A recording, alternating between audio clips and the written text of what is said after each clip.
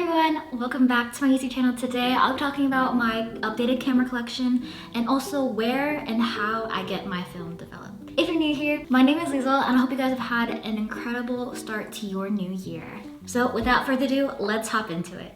So my interest in photography picked up the summer before I started university, and it kind of bled into the first couple years when I was in university because I used the camera skills that I self-taught myself in order to participate in the college undergrad newspaper, as well as have a freelance photography business on the side just to have some extra spending money. So in this camera collection video, I'll be talking about all the cameras that I've had since that point in my life up until now, and even talk about the cameras that I don't have physically with me but I still have kind of as for keepsake or kind of holding until I want to go ahead and resell them.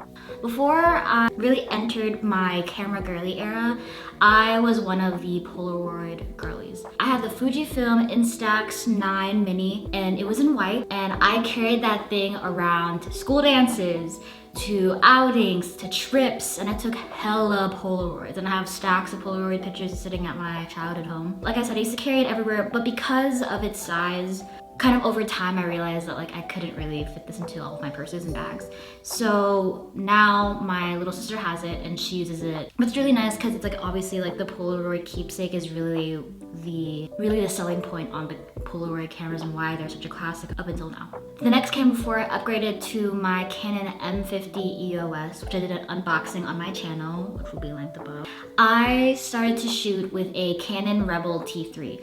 Now this camera was released in 2011, I want to say, and which when you're watching this video, the camera was released about 12 years ago, and I've only ever had like the starter kit lens for it, but when I had the camera I was only about 6 years old, and I used that camera for a lot of the portraits I took. I don't carry it around like I used to because obviously the camera is dated, but I do like keeping it just in case I really need like a backup camera for something. And I got it off of Facebook Market for about $300 at the time. It's a really reliable camera because I was able to use it for so long before upgrading to my new camera.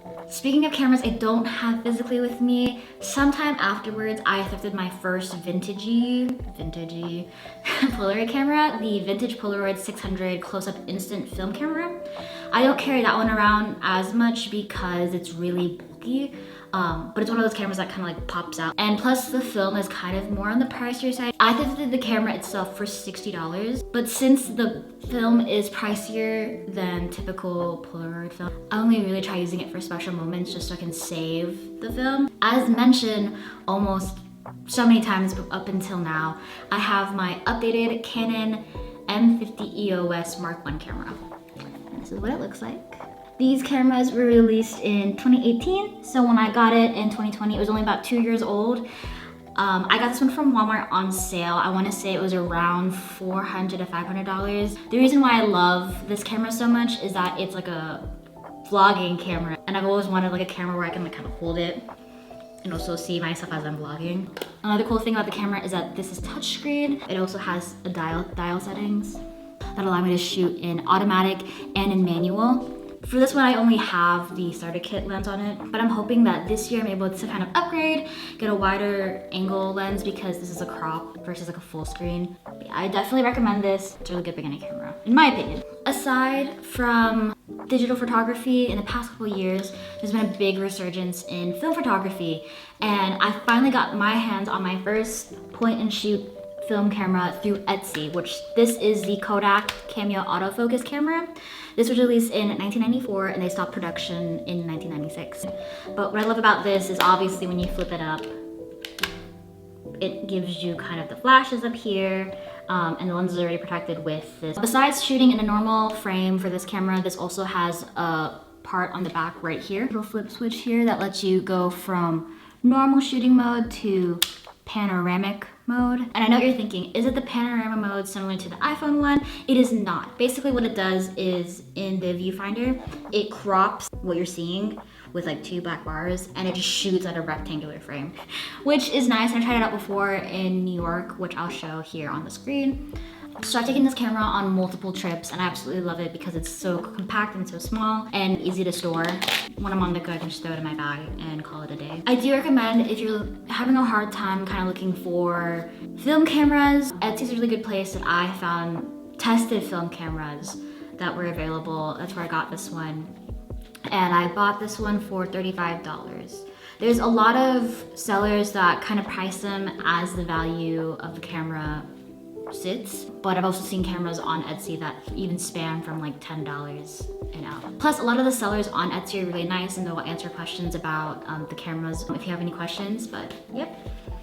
Aside from the big revival in film photography, there's also been a big resurgence in small digital point-and-shoot cameras, which made me dig out this camera in my parents' closets, which this is the Sony.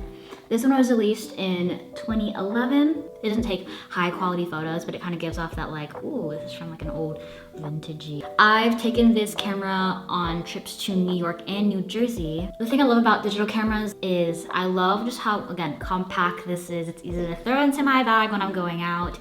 I don't need to bring my a little bulkier Canon M50 regardless of how compact this is as a DSLR. Moving forward to the middle of last year, I was looking for more affordable alternatives to film camera because I know that a lot of my friends started getting into it and they wanted to kind of see their options in terms of like cheaper plasticky kind of toy cameras.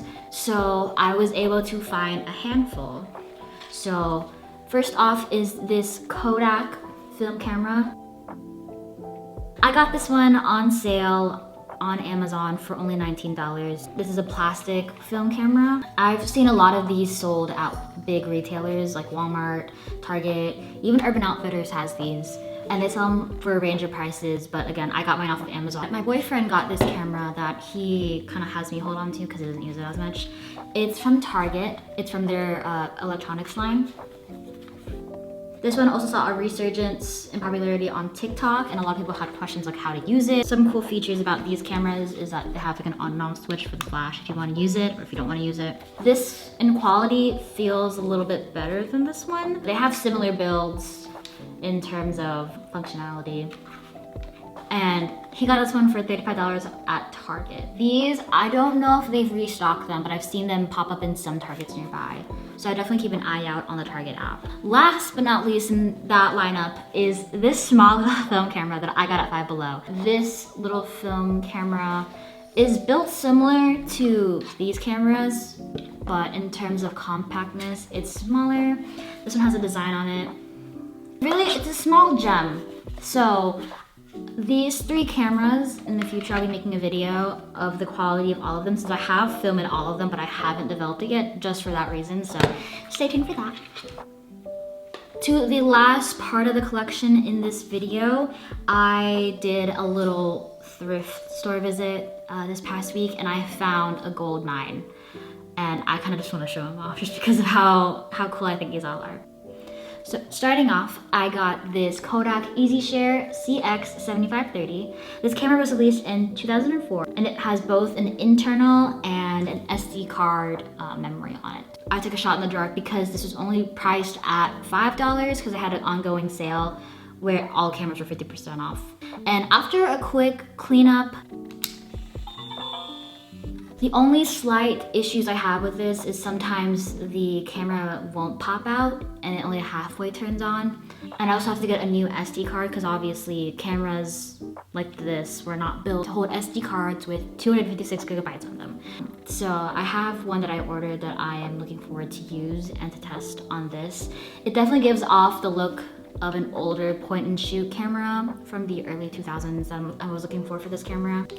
The next camera that I was able to thrift this past week is the Canon SureShot. This is the Auto Boy 2 version of it. So this camera was released in 1983 and it probably is one of the best condition cameras that I have so far. This one was discounted to $25. It's another autofocus camera. Something really cool about it is the open and closed lens feature. I can't get enough of that sound. And also a little self-timer pull right here. I think the only downside that I've seen so far, and which may be something I have to look into, is that the flash hasn't been working, which may or may not be because I haven't played around with this a little more than I wanted to. This camera again came in like the best condition at the thrift store. It already had a film roll in here and also a new battery, so I was able to pick it up without having to add or having to buy anything additional for it. Last but certainly not least, this is the camera that I've been looking for what it feels like all my life, is the Canon AE1.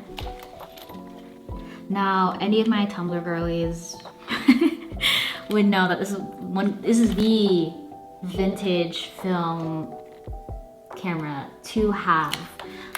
Everyone says this is a great SLR starter camera, so I'm really excited that I had found this. And at first I didn't want to get it because the upkeep of it hasn't been super great. It's really dirty and I still have to clean up some more of it. But it came with a 50mm lens. Typically these retail for about $200 resale when they're in working condition, and I only found this for $5. For $5, I took the risk of it not working just to have it as a like shelf piece to talk about with people. But when I changed the battery, I was able to find out that the meter turned on in the camera. And also this is another camera that had a partial film roll. So I'm looking forward to learning how to do SLR film photography on this. It's not like one of these point and shoots where all the settings are set up for you. It's more you have to figure out the settings yourself. And there's a lot of apps for that. There's a lot of resources people have used. And this is one of the cameras that when you do the settings correctly, the meter will adjust itself and balance in the middle to tell you like, hey, you're shooting correctly. I'm excited to use all these cameras. To end the video, I kind of want to talk about where and how I get my film developed. And I'll be honest, film is not cheap. Rolls typically come in packs of 3, and you can find them at big retail stores for about $20. The best way I've learned to combat the price, small businesses online, small camera shops around your area, and even Facebook groups will sell camera film in bulk depending on where you live. Another way I've learned to combat kind of like the price of film is finding cheaper development places. And again, my first recommendation for everything is to see if there are any film camera stores in your area that will develop your film for cheap. Because there are. I have friends who live in Charlotte, North Carolina who get their film in 3 days and it's only $10 per roll. But for me, because I don't live in an area that has a lot of film camera places that even develop camera for cheap, I typically avoid any of the Walgreens and CVS stores, because when you develop your film with them, the turnaround time is a lot longer because you have to mail the film rolls to a different developer if there's not a in-store kind of like place for them to do it. The options they give you aren't really cheap, so you could be waiting for like months for your film. Instead of going to a Walgreens, or if you don't have one of those local camera stores around you, my best next recommendation is TikTok or Instagram. There's a lot of film companies that I love the idea of keeping film alive, and I've stumbled across a couple of TikTok companies, including Indisposable, which is the company my boyfriend uses, and Z41 Film, which is the company I use. My experience with Z41 Film Lab is you pay for a developer, and they have like different names of different people who work for the company, and they do drops every Monday. It's not sponsored, but I absolutely love this company because of how convenient it was for me to get my film developed. The companies will give you options to get your film developed in color, in black and white, or even with or without the negatives, and for only $10 per roll. And you have to pay for shipping, which is only about $2 to $3 if you use sites like Pirate Ship in order to get cheaper mailing labels. In 3 to 4 days, the developer themselves will send you a digital file to download on your phone of all the photos that they were able to develop for you. This option has been the best bang for my buck, but I also look forward to potentially learning how to develop my own film myself in the coming year. So if anyone else has any more suggestions or any way how to start that process, feel free to share them down below, because obviously the photo community is really big. So I'm even looking forward to how many people stumble across this video. with their own suggestions. I love all of my cameras. I'm so excited to use all of them more this year because I'm looking to get back into photography. Thank you guys for staying till the end of this video. I know it's a long one. Don't forget to like, comment, and subscribe, and also share your favorite cameras down below.